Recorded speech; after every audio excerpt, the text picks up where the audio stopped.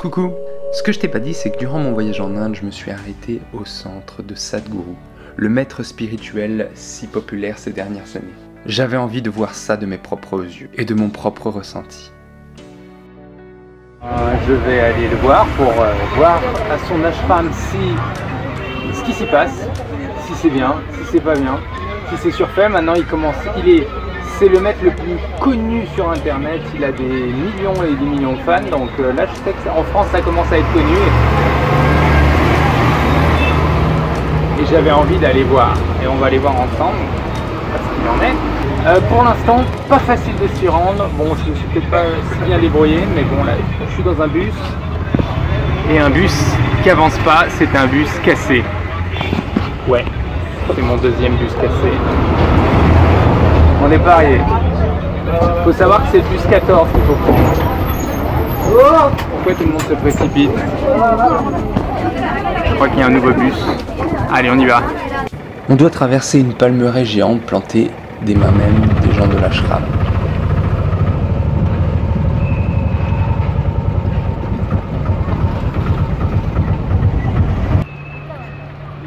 Et voilà, devant le Cobra. Hop, il propose des petites sessions de yoga et un peu de médite tous les jours. Pour faire du blow me arc-en-ciel. Ah bah ouais, ça va déchaîner. Tu vois ce chemin? Eh bien, c'est juste la voie pour aller. De l'autre côté, il y a la même pour repartir. Parce que des fois, il y a tellement de monde qui se pointe là qu'il faut tout ça. Je me demande ce que ça va donner de face. C'est impressionnant.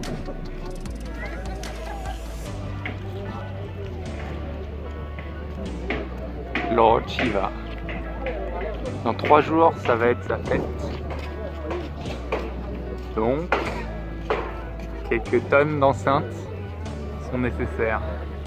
Parce qu'il faut savoir que les Indiens aiment faire du bruit. C'est important de faire du bruit.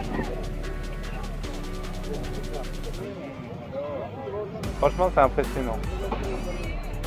Et je sais pas, je rends compte du monde qu'il va y avoir. Je pense pas que je vais rester, même si c'est un énorme événement. Je suis pas fan des foules géantes.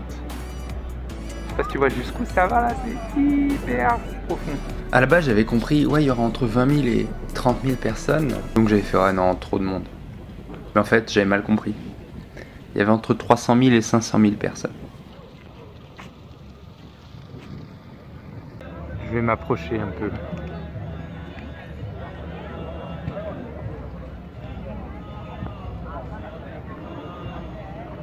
Je sais pas si on se rend compte de la gigantesquitude. C'est très gigantesque.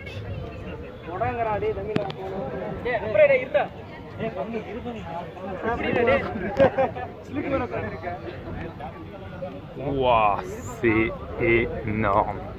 Là, ce que tu peux voir, le gros collier qu'il a, en fait, c'est plein de Rudraksh, la graine de Shiva, et des bagues aussi, il me semble, des bagues du serpent, qui sont mis là toute l'année et ils sont distribués pour Mahashivaratri, justement. Une par personne. Ça rend rien à l'écran, je suis convaincu, mais en vrai, c'est impressionnant. Sans parler de l'atmosphère. Hein.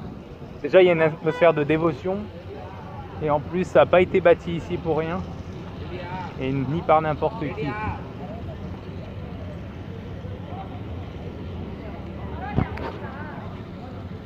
Donc ça, c'est le jour, voici la nuit. Il y a un spectacle très moderne pour le coup qui raconte la vie d'Adi Yogi. Adi Yogi, c'est le premier de tous les yogis, c'est une incarnation de Shiva. Et son buste, le plus grand du monde, celui-là. Et il raconte son histoire en mode futuroscope. Avec au préalable un rite tout à fait traditionnel. Donc moi quand je me suis pointé, j'arrivais juste quelques jours avant la fête et des Indiens affluaient en habits traditionnels avec une noix de coco sur la tête et un accoutrement dédié à Shiva. Tu reconnais ce mantra?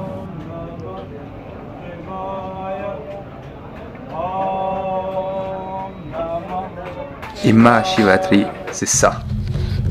Ils étaient quelques-uns quand même. Hein.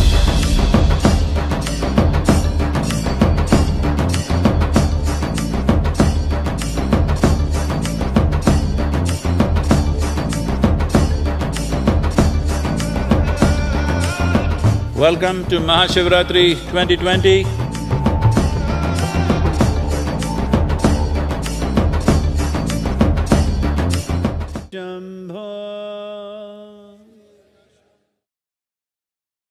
Mais ça, c'est qu'une partie de l'ashram. En fait, t'es même pas dans l'enceinte de l'ashram. L'ashram lui-même, il est là.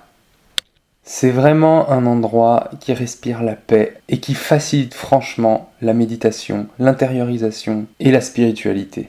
Il y a plusieurs bâtiments extrêmement importants à l'intérieur. Et le premier, c'est le passage par l'eau, par la purification de l'eau, où ils y ont un bassin sacré et consacré. Malgré la température étouffante à l'extérieur, l'eau est gelée, ça fait un bien fou. Elle purifie et dynamise tous les corps de l'être. Et je peux vous assurer que franchement, ça fait du bien. Il y a un bain pour les femmes, un bain pour les hommes. Une fois purifié, tu peux te diriger vers le temple de Devi, l'énergie archétypale féminine. Tu peux y prier, t'y recueillir ou simplement t'imbiber. Mais de tous les lieux de l'ashram, son centre névralgique, c'est le Dhyana Lingam. Un lingam, c'est cette forme ovoïde, phallique qui repose dans une coupe, symbole ultime de l'union des principes masculins et féminins. C'est vraiment quelque chose qu'il porte dans la plus haute estime de la représentation du divin. Et ici, ce lingam-ci est unique au monde. Sadhguru le qualifie même de maître. Il a demandé une énergie inimaginable, des efforts monumentaux. Il lui a fallu 3 vies successives pour accomplir cette réalisation. Le Dhyana Lingam se dresse sous une coupole percée par le haut. On se demande comment elle tient d'ailleurs. Elle est percée, comme pour laisser ouvert une communication verticale. Et là tu peux voir qu'il y a des gouttes périodiquement qui viennent frapper le sommet du Dhyana Lingam.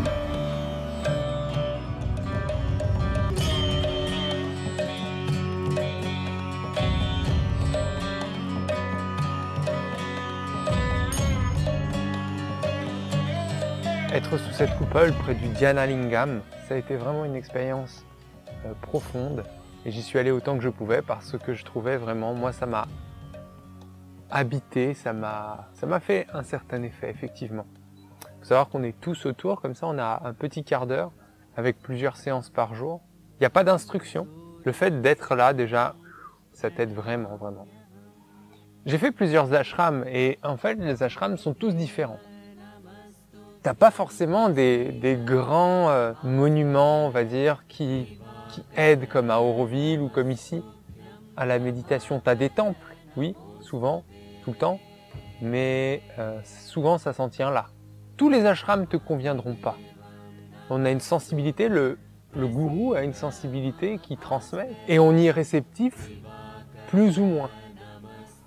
Et sa méthode, elle aussi, les gourous proposent une méthode. Les gourous, c'est quelqu'un qui est plus en avant sur le chemin et qui te tend une main en fait, qui l'attend à tout le monde en fait.